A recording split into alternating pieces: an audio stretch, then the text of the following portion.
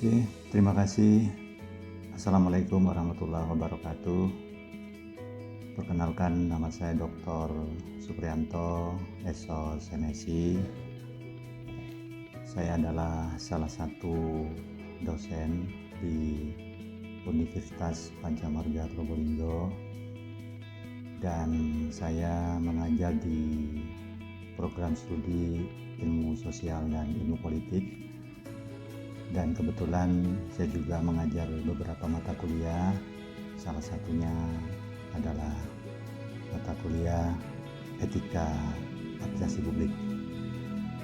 Pada kesempatan ini saya akan melaksanakan PPD terkait Tridharma Perguruan Tinggi atau pernyataan diri dosen, dan pada saat ini saya juga akan menyampaikan terkait materi kuliah yang saya berikan kepada mahasiswa yang memiliki bobot 3 SKS, dan tentunya di dalam materi kuliah ini diharapkan CPL-NK-nya kepada mahasiswa,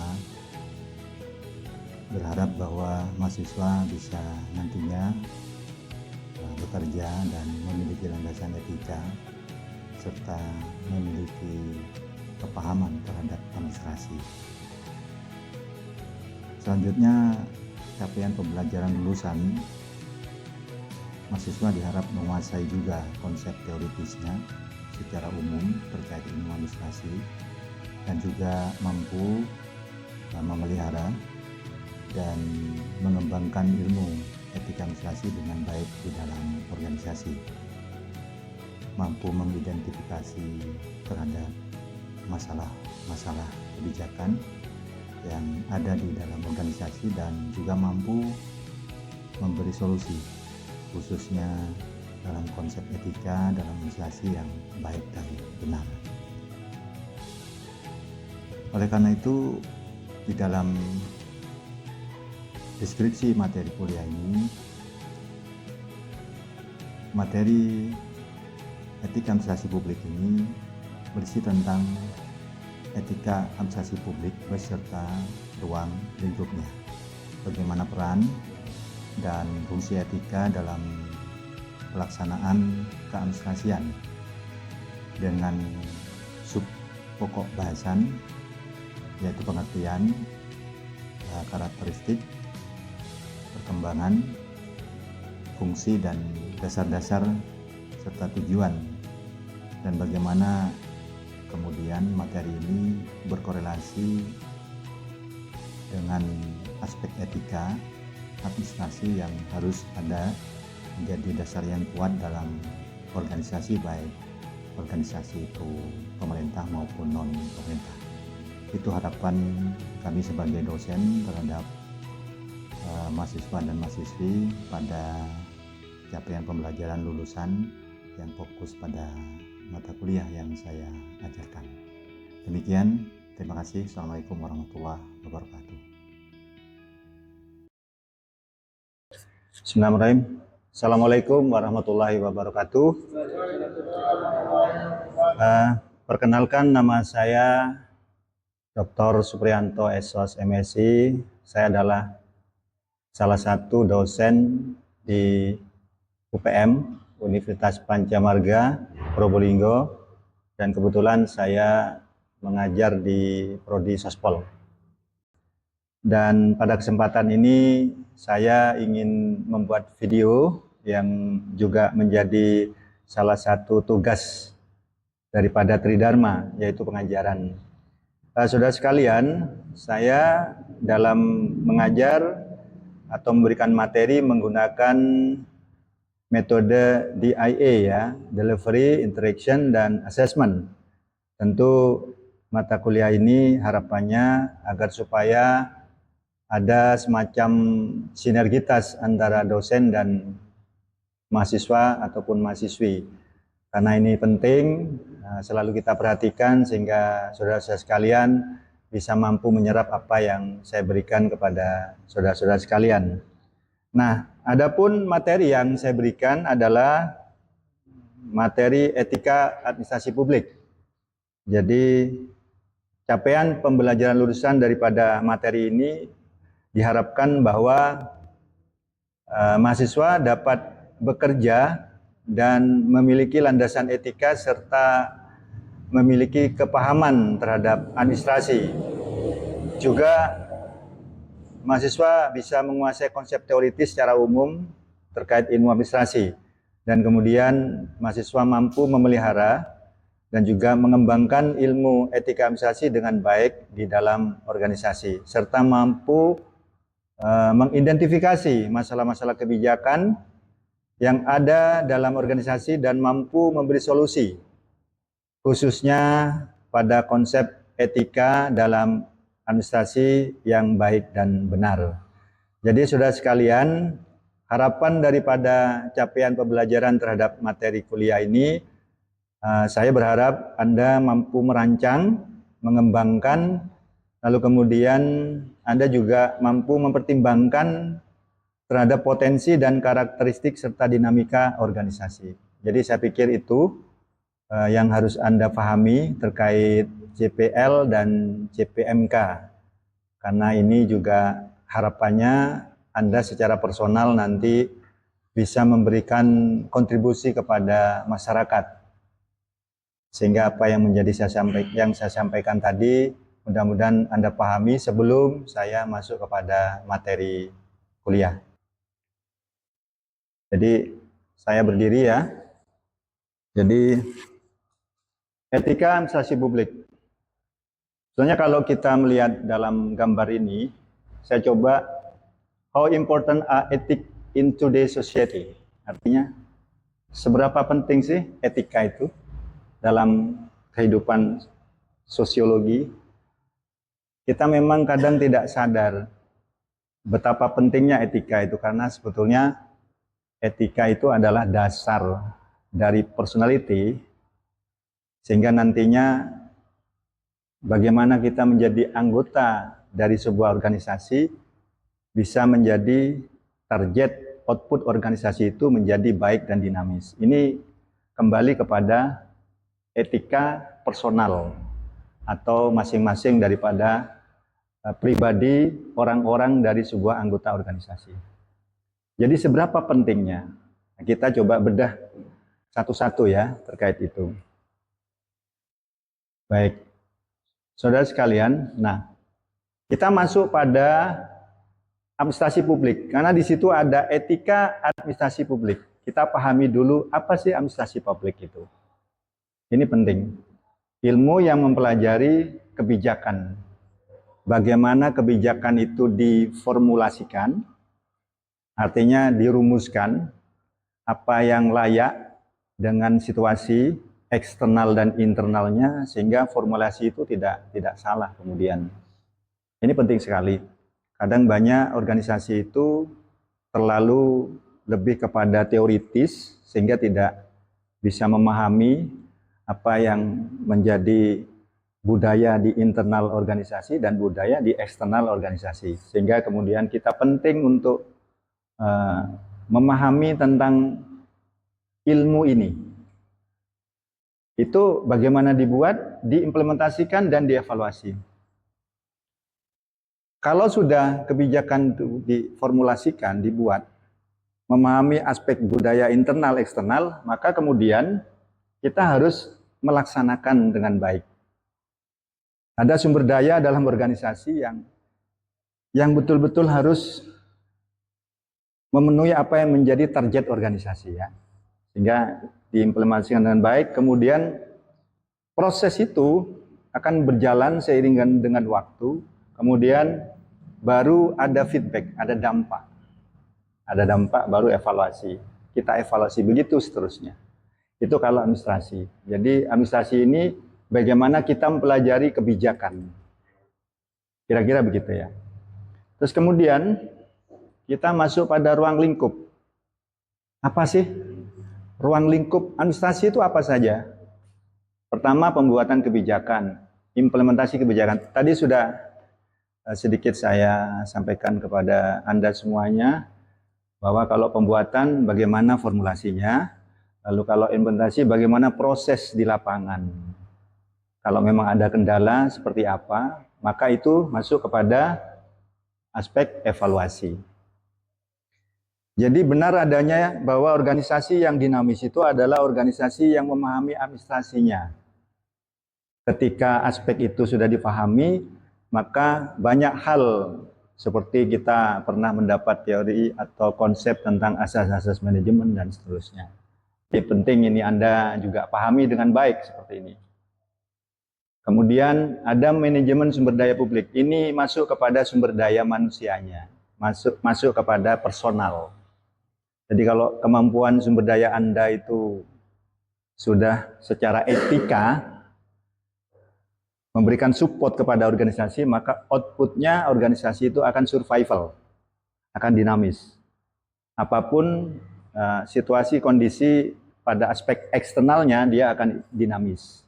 Kenapa? Karena kemampuan memahami etika di dalam administrasi itu dipahami dengan baik. Lalu kemudian tata kelola pemerintahan. Ini tidak lepas dari aspek yang sangat penting. Bagaimana kemudian kita memahami tata kelola ini. Apa yang dimaksud desentralisasi dan bagaimana hubungan antara pemerintah dan masyarakatnya dan seterusnya. Oke, bisa dipahami ya? Oke, kita lanjut. Pelayanan publik. Nah, ini tentu Anda sering melihat bagaimana pelayanan itu bisa dilaksanakan dan bagaimana capaian yang sudah menjadi SOP yang ada, kemudian apa yang menjadi harapan atau ekspektasi dari publik terhadap administrasi yang di dalamnya kuat harus ada nilai yang namanya etika. Jadi itu penting. Kemudian ini contoh penerapannya.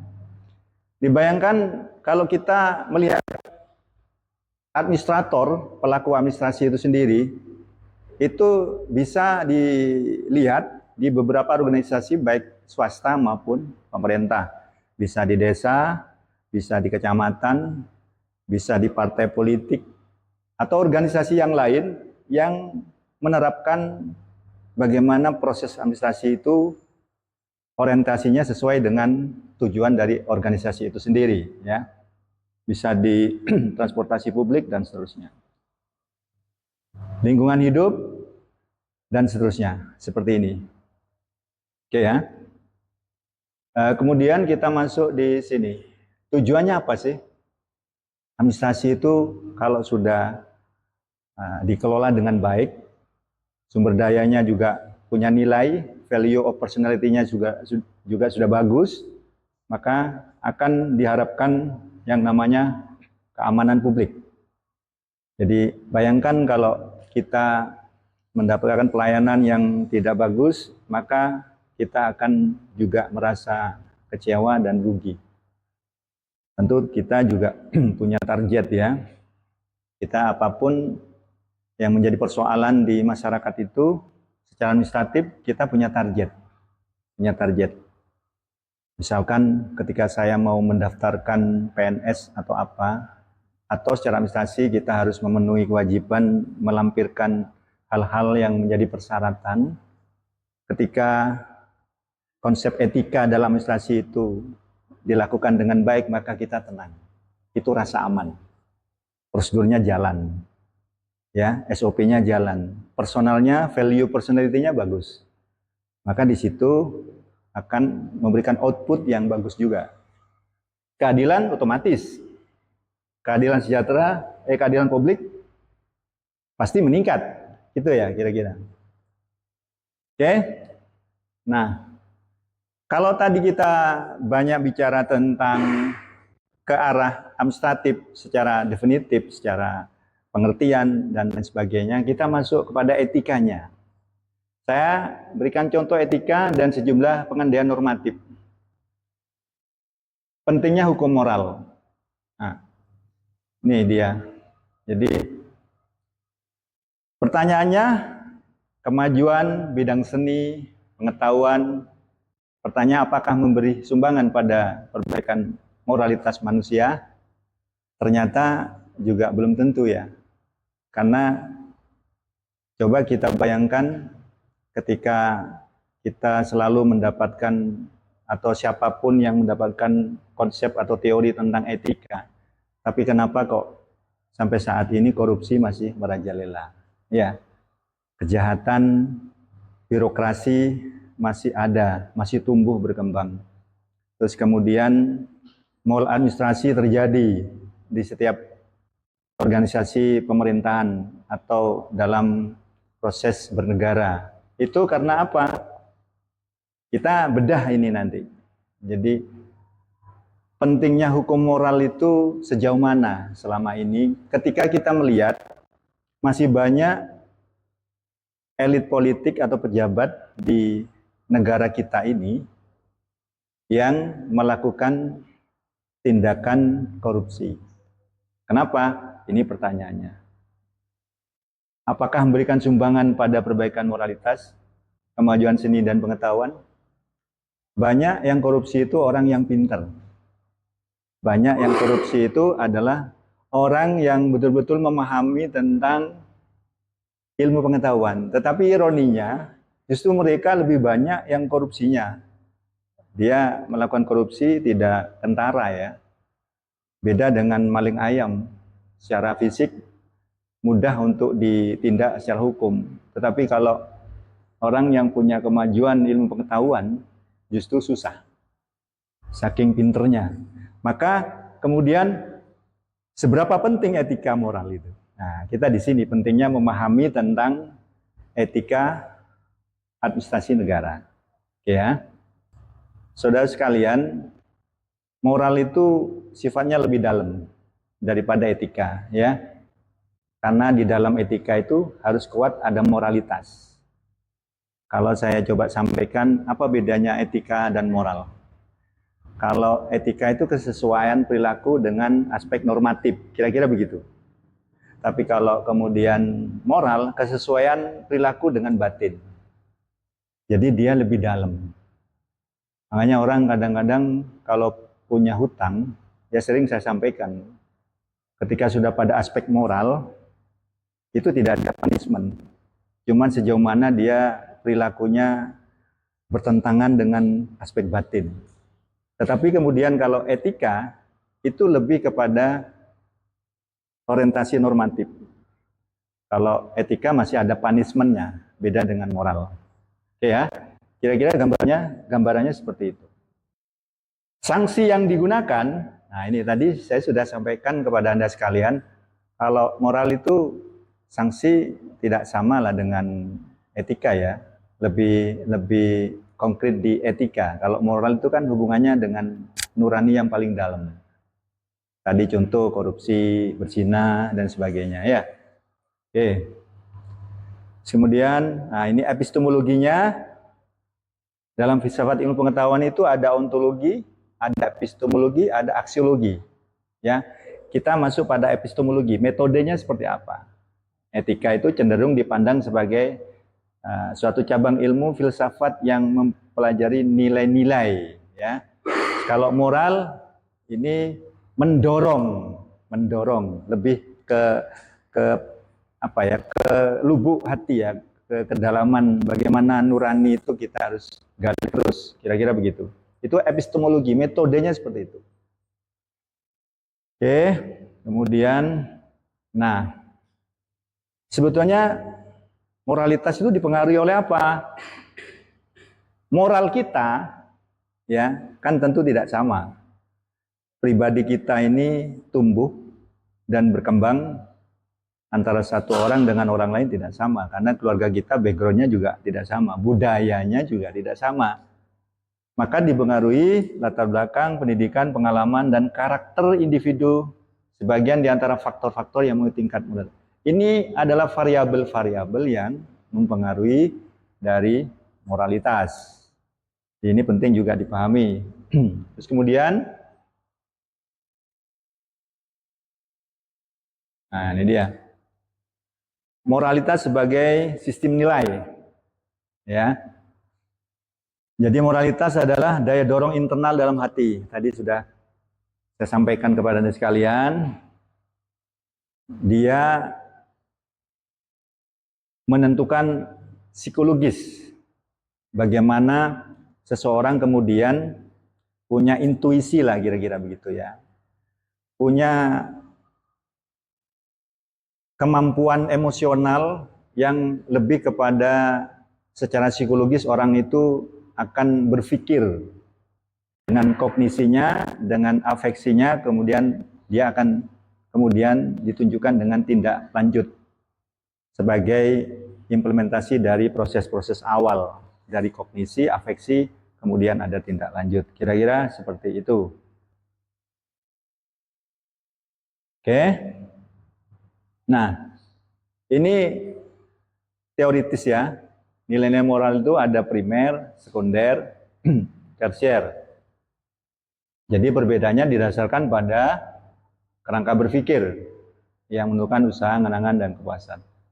Ada juga nilai semu dan deal. Nilai semu ini seolah-olah dia berpedoman kepada suatu nilai.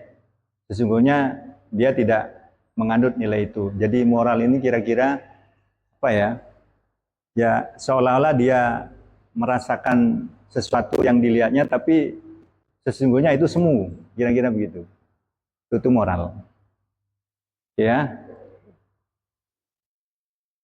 Ini nilai-nilai moral. Nilai terbuka, nilai tertutup, nilai negatif, nilai positif. Jadi moral itu ada ukurannya juga, ada nilainya juga. Jadi orang punya moral baik itu masih harus dipertimbangkan dari banyak aspek, ya kan? Tidak hanya kemudian hanya karena pemberian sesuatu kemudian orang yang merasa diberi itu sudah menyampaikan bahwa dia orang punya moral atau orang baik, tidak begitu. Tapi sesungguhnya dalam value of moralitas itu sendiri itu punya nilai yang harus kita mampu untuk gali sejauh mana orang itu baik. Ya. Karena baik itu subjektif juga. Jadi kalau baik itu harusnya objektif, tidak karena kita menyampaikan ke orang itu baik, tetapi orang lain menilai kita itu adalah baik. Kira-kira begitu. Oke. Nah, sekarang masuk ke kajian. Kajian. Jadi kalau sudah masuk ke kajian, tadi saya juga sudah sampaikan ya. Kajian moral itu ada kognisi, pola pikir, terus afeksi dan perilaku. Misalkan saya contoh konkretnya. Ada seorang mahasiswa di sini ketika berangkat ke kampus melihat kecelakaan di jalan raya, maka kalau bicara kajian moral, kalau masuk kognisi dia akan berpikir, kok ada kecelakaan. Maka pikiran itu sejauh mana ukuran moral dari seseorang ketika melihat kecelakaan, maka dia masuk kepada aspek emosi, ya, menumbuhkan kesadaran, dia akan bergejolak. Lalu kemudian dari proses awal kognisi, afeksi, kemudian biasanya kalau orang punya dasar kuat tentang moral yang menjadi landasan etika, dia akan melakukan tindakan. Kira-kira begitu. Dia akan melakukan tindakan sehingga dia akan menolong sejauh mana kecelakaan itu terjadi, dari mana, siapa, dan harus bagaimana, itu sudah muncul secara otomatis ketika kita masuk kepada kajian moral. Oleh karena itu, saudara-saudara sekalian, siapapun yang punya dasar kuat tentang moral, pasti perilakunya potensinya baik. Kita yakini seperti itu karena kadang-kadang moral itu akan ditunjukkan dalam perilaku, tetapi ukuran moral itu terukur. Kadang orang pura-pura tergesa-gesa menolong orang lain yang lagi kecelakaan, tetapi tidak menolong orangnya. Malah menolong HP-nya, dompetnya, dan sebagainya. Maka itu yang menjadi ukuran nilai-nilai dari moral. Kira-kira paham ya? Gitu ya? Oke, baik. Kita coba lanjutkan. Nah, ini permasalahan etika. Ini masuk kepada lebih kepada aspek apa ya, biologis lah. Nah, saya coba berikan di sini. Nah, saudara sekalian, permasalahan etika sosial itu kalau kita melihat manusia seutuhnya, kita adalah terdiri dari jiwa. Ya, kita jiwa, ada raga, dan kita punya sifat. Jadi manusia itu ada cipta, rasa, karsa. Raga kita ini adalah zat mati, zat tumbuh, dan zat hewani. Apa bedanya kita dengan hewan? Kita hanya diberi otak, itu bedanya. Nah, kalau kita nggak punya moral, samalah dengan hewan. Kira-kira begitu ya. Tuh. Oke. Menurut sifatnya, kita ini sebetulnya makhluk individu. Egonya kuat ya. Sehingga tercermin di situ karakternya juga berbeda antara satu dengan yang lain. Dan juga kita ini adalah makhluk sosial. Jadi kita tidak bisa hidup sendiri, harus bersama. Bagaimanapun kita butuh orang lain. Dengan apa? Dengan interaksi sosial, dengan komunikasi sosial. Terus bagaimana komunikasi itu bisa berjalan dengan baik? Tentu kalau masuk pada lingkup materi etika administrasi publik, harusnya kita punya dasar kuat tentang etika, sehingga di mana-mana kita bisa menyesuaikan ya. Apapun kita, mau jadi apapun kita, ketika masuk menjadi bagian anggota organisasi, maka harus kuat di sisi pemahaman tentang etika. Apalagi dalam konteks administrasi. Karena administrasi itu kalau sudah menjadi administrator, berarti kita menjadi pelaku. Bagaimana kontribusi kita dengan dasar etika yang kita miliki, nilai etika, sehingga nanti memberikan output terhadap organisasi yang kita menjadi bagian di situ, itu outputnya akan memberikan pelayanan yang maksimal. Oke ya, jadi kira-kira begitu saudara sekalian. Dari sini mungkin ada yang belum paham, silakan ditanyakan.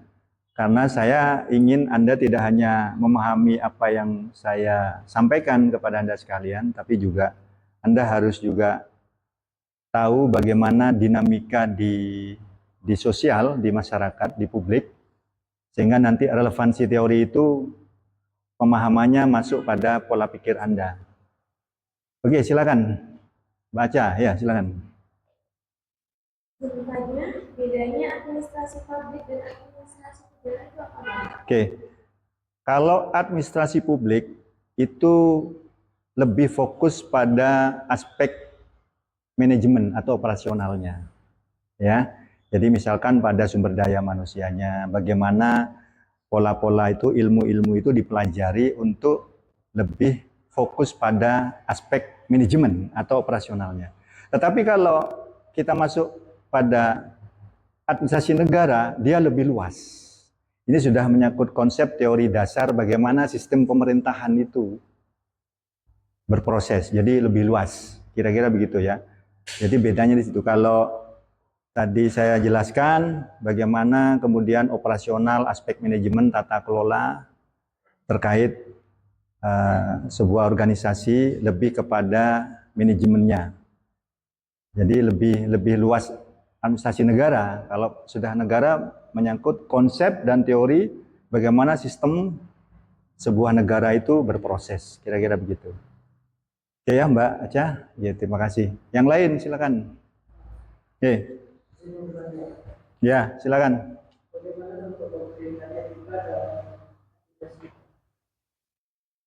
Ya bagaimana?